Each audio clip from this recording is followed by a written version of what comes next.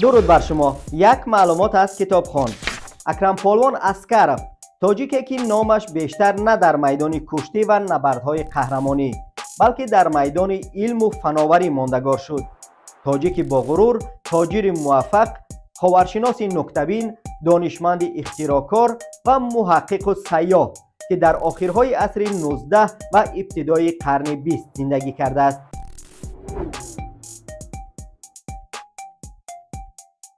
اکرمپولوان اسکارov سال 1834 در روستای اشت زاده شده از 5 سالگی در مدرسه سری بازار زادگاهش به تعلیم فرا گرفته شده است. سال 1843 خانواده آنها به قوقند می‌کوچد و تعلیم را آنجا ادامه می‌دهد. چون پدر اکرمپولوان یکی از تاجران موفق قوقند بود، از نورسی همراه پدرش به هندوستان و مصر و ترکیه سفر می‌کند و راه و روش تجارت را از خود می‌کند.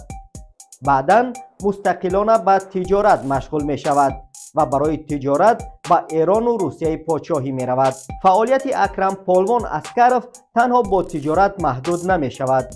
او همچون دانشمند و اختراعکار بیشتر مشهور بود.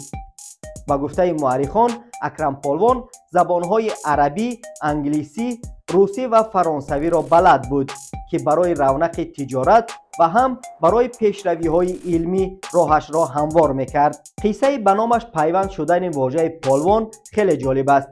سال 1870 در تاشکند یک مراسم با شکوه برگزار می‌شود که سبقت کشتی یک جزئی مهم آن بود.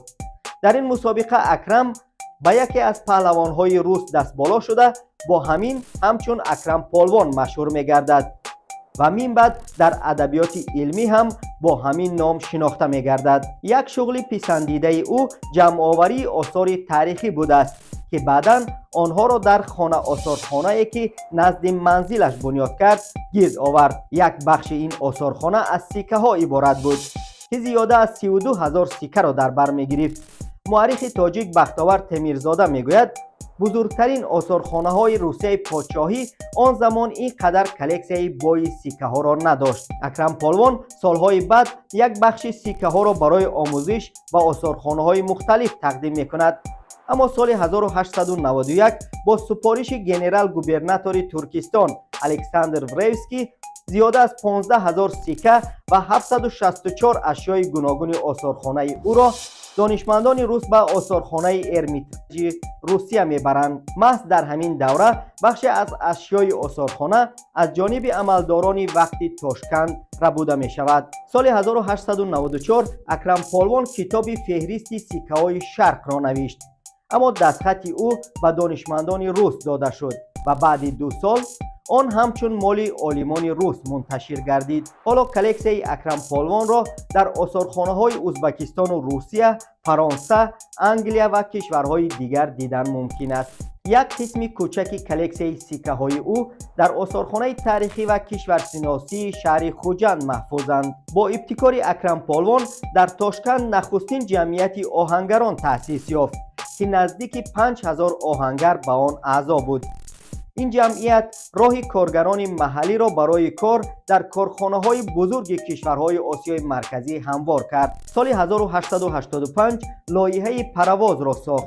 طبق نشانداد لایحه آن توسط راه آهن در 1 ساعت باید تا 20 کیلومتر حرکت می‌کرد.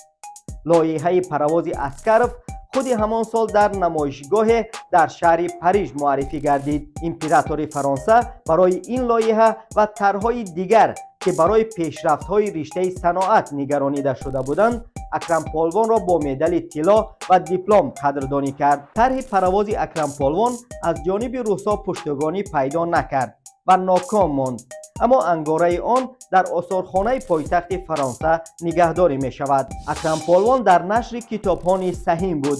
در شهرهای مرغلان و قوقند چاپخانه ها ساخته بود. در تأسیس مکتب و کتابخانه، بنیاد مسجد و مدرسه ها در زادگاهش و شهرهای تاشکند و قوقند و مرغلان نقش داشت. او مؤلف اولین خریطه کارتوگرافی شهر تاشکند هم هست. اکرمپولوان سال 1920 در تاشکند بیمار می شود و از نزدیکانش خواهش می کند که او را به زادگاهش ببرند. 15 اکتبر همان سال در 86 سالگی در اشت از دنیا می گذرد و او را در آرامگاهی معروف به 8 صحابه دفن میکنند.